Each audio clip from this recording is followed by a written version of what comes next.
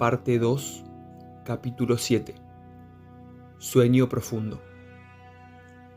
En la petrificada mente de Maniva solo retumbaba el permanente golpeteo de las gotas de lluvia filtradas por el orificio superior contra el suelo recubierto de madera. Con la llave de la libertad en sus manos, ahora la situación demandaba toda su capacidad de atención y decisión. La puerta del contenedor abierta era el símbolo de una compleja independencia que requería no solo de coraje, sino de persistencia para tolerar con firmeza, de obstinación para empecinarse con la huida y de destreza para sortear con habilidad los peligrosos obstáculos que se presentaran en su escape hacia la ruta que conduce a Borna, la capital de la isla. Maniva sabía que el desafío era enorme y que en caso de errar pagaría con su propia vida. El cielo nocturno no solo lanzaba una copiosa lluvia, sino que comenzó a reunir más y más nubes grises para ejecutar un ataque masivo tal como lo hace un ejército en plena réplica, desatándose un vendaval que lanzaba desde lo alto truenos ensordecedores y relámpagos compactos que iluminaban todo el Agdemesla.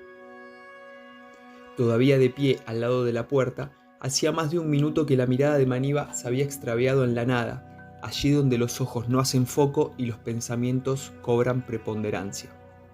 Su pelo estaba húmedo, su rostro inerte y sus manos temblorosas. Delante de ella se había formado una espesa cortina de agua. Pestañeó una vez y luego observó hacia el interior de la estructura de acero, hallando un sitio simétrico, sombrío y en penumbras. Bajó la vista y al percatarse de la existencia de la montaña de objetos, creyó conveniente seleccionar algunos que le fueran de utilidad durante la huida. Su mente divagó por un instante sobre el terreno de la expectativa hasta que se arrodilló frente a los objetos para evaluar su grado de utilidad. En primer lugar, tomó el encendedor que siempre había estado allí y al comprobar su mal funcionamiento lo arrojó hacia un costado. Apartó el trapo de algodón que cubría la montaña de elementos dejando al descubierto el resto de los objetos. Recogió el arrugado uniforme de alto mando Mirmavi y tras tomarlo de ambas sombreras y levantarlo para analizar su tamaño, concluyó que a pesar de ser algo más grande que su contextura física, posiblemente le sirviera ante una situación de emergencia. Rápidamente lo abolló con ambas manos y lo introdujo dentro de su camisa.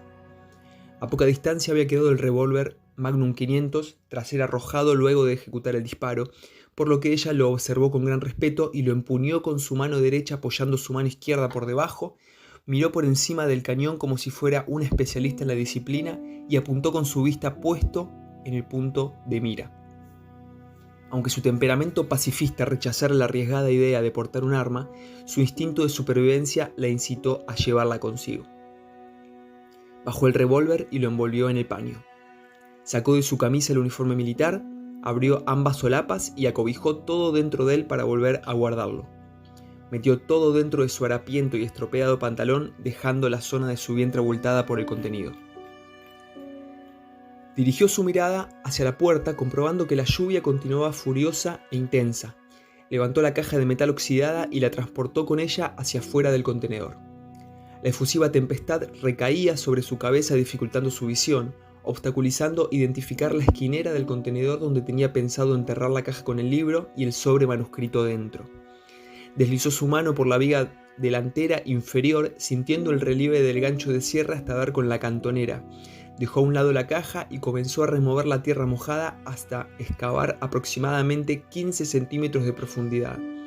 Insertó el cofre y con ambas manos cubrió con barro toda la extensión del pozo. Revistió la superficie con algunas piedras que marcasen con claridad el sitio donde quedaría enterrada la caja, con la idea fija de regresar próximamente y desentrañar el misterio que englobaba el libro y el manuscrito que reposaba dentro de él. Una vez terminado el entierro, Maniva se puso de pie trazando mentalmente la vía de escape hacia la frontera con Borna. Permaneció unos segundos con la vista al frente mientras la lluvia caía justo delante de ella. Tenía en claro el camino que debía tomar. 10 kilómetros a pie la separaban desde el sitio donde estaba hasta la frontera. Allí debería cruzar un límite seguramente custodiado por civiles mirmavis para luego recorrer los 50 kilómetros hasta llegar al centro de la capital. La decisión irrevocable de Maniva la ubicó rápidamente en el camino a pesar de la virulencia con la que la tormenta dominaba el ambiente. A unas pocas cuadras aguardaban puestos de control mirmavis desolados, habitados únicamente por botellas de alcohol vacías y colillas de cigarrillos todavía humeantes, cuya emanación se alzaba lentamente hasta el techo, formando una invisible niebla que se fugaba por la grieta más próxima. Estaba convencida de que semejante temporal nocturno alejaría a los civiles mirmavis de sus puestos de control, enviándolos a sus hogares en donde, después de depositar su afilado machete con sangre Kostak en algún sitio alejado de la casa, cenarían cálidamente con sus esposas e hijos como si el férreo calificativo de genocida no les correspondiese en lo absoluto. Ella avanzaba sin miedo. Las pesadas gotas de agua impactaban en su bello rostro, cuyos ojos entornados, marcha regular, mente decidida y carácter avasallante comenzaban a amedrentar más al cielo de lo que el cielo la amedrentaba a ella. Su temperamento parecía comenzar a forjarse a base de hierro y heridas profundas, impactos en el alma y derrotas, pero definitivamente se resistía con brío a verse dominada y conquistada. Mientras avanzaba a paso firme, caían los vestigios simbólicos de la joven Maniva como cae el óxido luego de golpear con fuerza una estructura ya obsoleta. Era consciente de que el recorrido a pie que tenía por delante posiblemente le enfrentara a peligros insondables, pero, a pesar de esto, no sentía temor alguno y transitaba la zona con total indiferencia, como si el hecho de desentenderse de las amenazas por pura valentía la situase en una jaula de oro tornándose intocable, o mejor aún, completamente invisible. La lluvia torrencial había disminuido su intensidad transmutando en una precipitación constante y molesta. Maniva se dirigió hacia Boyazlán, la autopista principal de Lac-de-Mesla, y avanzó por allí durante los primeros 3 kilómetros sin pensarlo, bajo un modo casi automático. En el recorrido no ha visto a nadie, estaba completamente incomunicada en la inmensidad de una noche que le ofrecía una enorme dosis de soledad y cierto atisbo de abandono, de reclusión y de exilio. Solo vislumbró algunas víctimas dispersas que yacían boca abajo en los arcenes laterales o arrojados justo al lado de las vallas de protección de la autopista. Luego de caminar durante 40 minutos, una curva poco pronunciada ofrecía una intersección con salida hacia las calles paralelas en donde un gran cartel de color blanco, bordes negros y letras gruesas señalizaba que para llegar al cruce fronterizo aún debía tomar la avenida Cap Nord-Est y por allí transitar 7 kilómetros. Automáticamente Maniva pensó que quizás esa distancia le llevara 1 hora y media más de recorrido a pie. Miró hacia esa dirección observando con sorpresa la planicie del trayecto, el cual era un sendero tan monótono y desierto como si fuese un territorio aún no explorado. El hastío no demoró en gobernarla, por lo que cerró sus ojos y se dejó llevar por el poder de sus pensamientos mientras sus piernas avanzaban mecánicamente. La lluvia había dimitido, dejando un ambiente calmo. Maniva podía sentir el aire fresco en las palmas de sus manos y respiraba algo parecido a la pureza. Tras observar el entorno, se sumergió en lo profundo de su conciencia. La escena completa le hacía suponer que de ahora en adelante su existencia estaría marcada por la flecha de los sucesos, los cuales le habían provocado rasgaduras en la experiencia del cuerpo, de las sensaciones transparentes, del detrimento del alma, que ya no avistaba desde la cima como antes, sino que tomaba como único salvamento los recuerdos atesorados y los abrazaba con miedo a perderlos. Estas palabras y pensamientos fueron como insectos que merodearon sobre su cabeza. Eran las 5:40 de la mañana. Sus piernas continuaban avanzando de forma automática y respiró con cierta profundidad mientras vislumbraba un incipiente amanecer con la sensación de que había aumentado su experiencia en el conocimiento del silencio. El cansancio acumulado comenzaba a sentirse con mayor intensidad, por lo que Maniva se detuvo un momento a sonar su espalda y a frotar su cara con ambas manos. Acarició su nuca y masajeó ligeramente sus piernas estimulando sus músculos. Un horizonte iluminado comenzaba a desplegarse y ella esperaba que el sol entibiara su cuerpo. Levantó la vista y observó una gran caravana de pájaros que parecía asomarse en profundo silencio bajo la luz cegadora del alba, y en ese instante se sintió conmovida, dichosa de permanecer aún con vida para amar lo que sus ojos contemplaban. El entorno natural configuraba un escenario campestre cubierto de casas antiguas que aparentaban vacías y colinas verdes que comenzaban al nivel de la calle y se extendían hasta una gran altura. Los pastizales alimentaban a las cabras, vacas y caballos que allí reposaban plácidamente bajo los primeros rayos del sol, y no había ningún tipo de sonido más que el cencerro de los bovinos al momento de pastar. Maniva observaba con tranquilidad el entorno, apreciando los cálidos colores que se desplegaban en el ambiente, y allí captaba una gran dosis de paz que la seducía. Pronto relajó su cuerpo y percibió una estabilidad interna que la hizo resoplar con convicción. El placer que experimentaba en ese momento se vio opacado intempestivamente por un impulso que le recordó que transportaba un abultado contenido sobre su estómago. Para comprobar que todo estuviera en orden, se detuvo en el camino para sacar la parte inferior de su camisa de dentro del pantalón y con su mano izquierda recogió el bollo que comenzaba por el uniforme militar Mirmavi aplastado, seguía por el paño de algodón y culminaba en la Magnum 500. Al descorrer el paño inmediatamente, el resplandor del sol rebotó contra el cilindro del revólver encandilando su visión. Sin embargo, no dudó en tomar con firmeza la agarradera de madera y empuñar el arma. En pocos segundos, Maniva había pasado, motivada por residuos escondidos en la profundidad de su inconsciente, del goce pleno en un paisaje agreste a la cruda manipulación instintiva de su revólver. Como un acto automático, Maniva dejó caer el uniforme militar junto con la tela de algodón y levantó el revólver con ambas manos, apuntando directamente hacia la colina ubicada a su derecha. Su visión estaba puesta en el punto de mira y su espíritu, como cada vez que tomaba el arma, se envalentonaba. El revólver representaba para ella su herramienta de defensa, su fuente de protección, su escudo, su blindaje y su muralla ante cualquier tipo de amenaza, y todo indicaba que Maniva no tendría ningún reparo en actuar en caso de que la situación lo demandara. El calor del sol se deslizó por su espalda, desplazando por un momento la atención hacia esa sensación. Sin embargo, de forma inmediata volvió a concentrarse en el lento movimiento horizontal de la Magnum 500 que se detuvo de manera brusca en el tórax de un caballo de gran porte que mansamente ingería agua de un abrevadero a unos 20 metros de distancia. No le brotó ninguna emoción, ni sensación, ni pensamiento. Solo apuntaba al tórax del equino con la concentración de un soldado en batalla que cumple una función y no distingue entre el bien y el mal. Pero una noble corazonada de sensatez la hizo seguir desplazando la mira hasta que se detuvo en un cartel que indicaba la dirección hacia la frontera. Allí posó su violenta intención. Apuntó justo al centro del letrero, concentrando su atención y afinando su observación, controlando así su respiración. Gracias a la experiencia de aquel disparo dentro del contenedor, sabía muy bien que una vez apretado el gatillo, un retroceso inmediato ante la potente detonación la podría arrojar hacia el césped. A pesar de ello, cada una de sus células se compenetró en mantener la dureza de su cuerpo y firmeza en sus pies, trasladó toda su energía a la solidez de sus antebrazos, bajó lentamente el martillo percutor con su dedo pulgar y luego, de una susurrada cuenta regresiva, jaló el gatillo sin ningún tipo de vacilación. Un sonido seco e imponente corrompió abruptamente la calma y amedrentó a las aves que descansaban sobre los techos de las casas y los postes de luz, provocando una huida semejante a una estampida.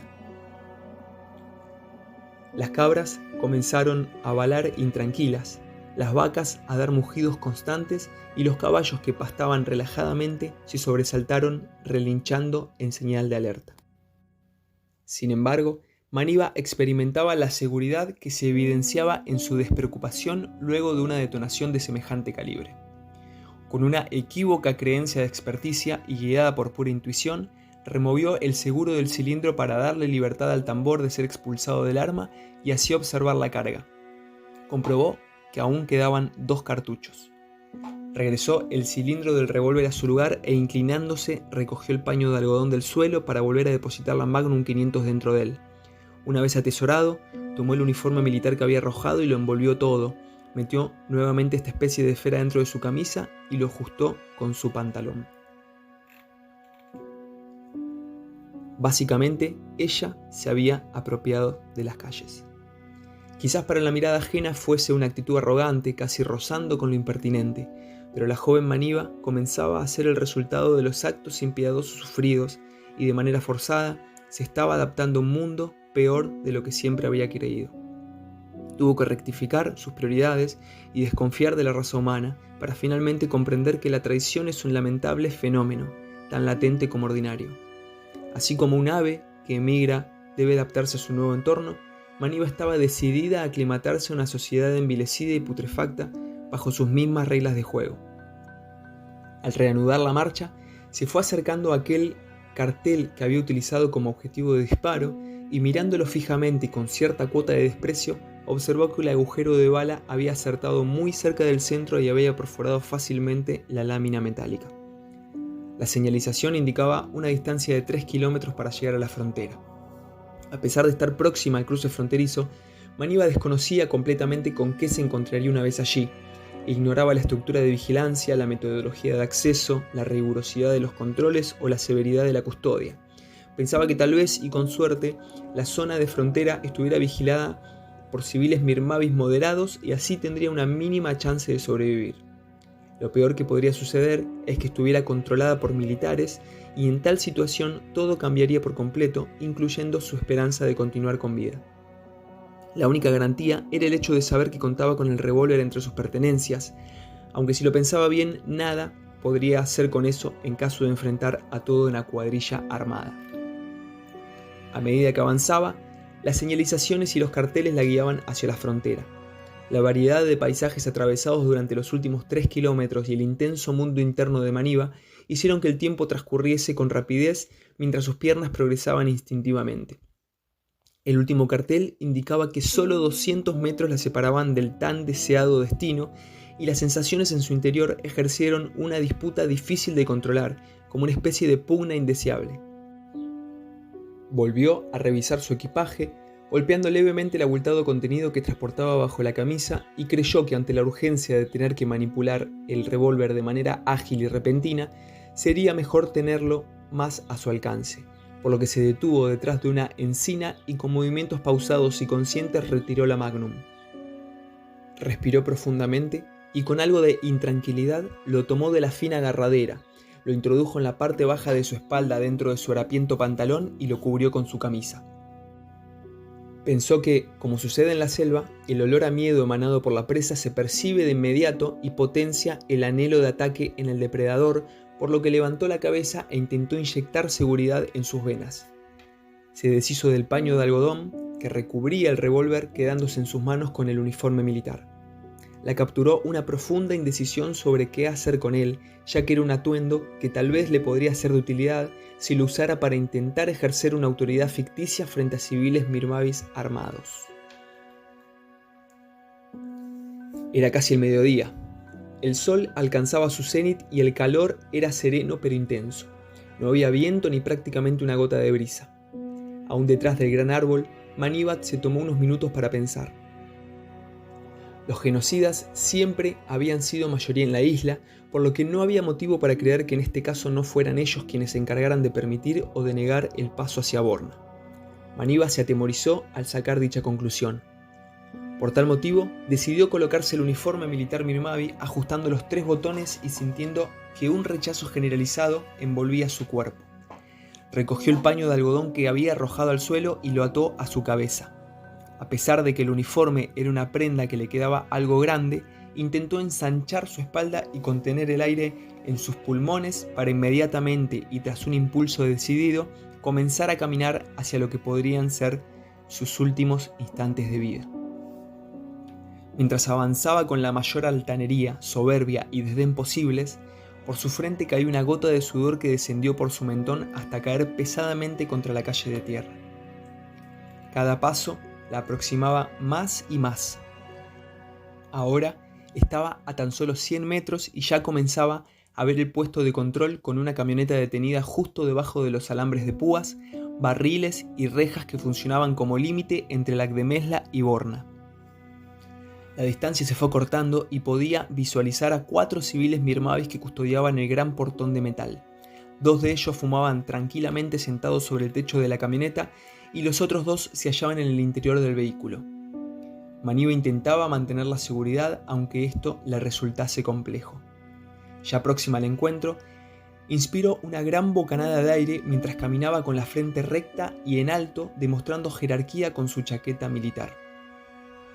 A unos metros, al observarlos tan apaciguados, dudó de su estrategia de convencerlos de cruzar la frontera simplemente por su atuendo y su propia seguridad se desmoronó, por lo que aminoró levemente su paso y en un impulso de arrojo sacó la Magnum 500 de su cintura y avanzó los últimos metros con el revólver en su mano intentando recobrar algo de la confianza que había perdido en su maniobra. Maniva sintió las miradas de los dos sujetos que permanecían en el techo del vehículo posarse sobre ella y percibió una especie de opresión en el pecho al sentirse amedrentada. Ya no había tiempo, debía actuar. «¿Dónde están mis estúpidos subordinados cuando los necesito?», exclamó Maniva con tono firme y continuó. «Acabo de ver 2 cucarachas Costax. Necesitaba su ayuda para exterminarlos y ustedes acá, perdiendo el tiempo, imbéciles. Ahora háganse un lado». Los 2 civiles Mirmavis que estaban en el techo de la camioneta la miraron con asombro y luego se observaron entre ellos.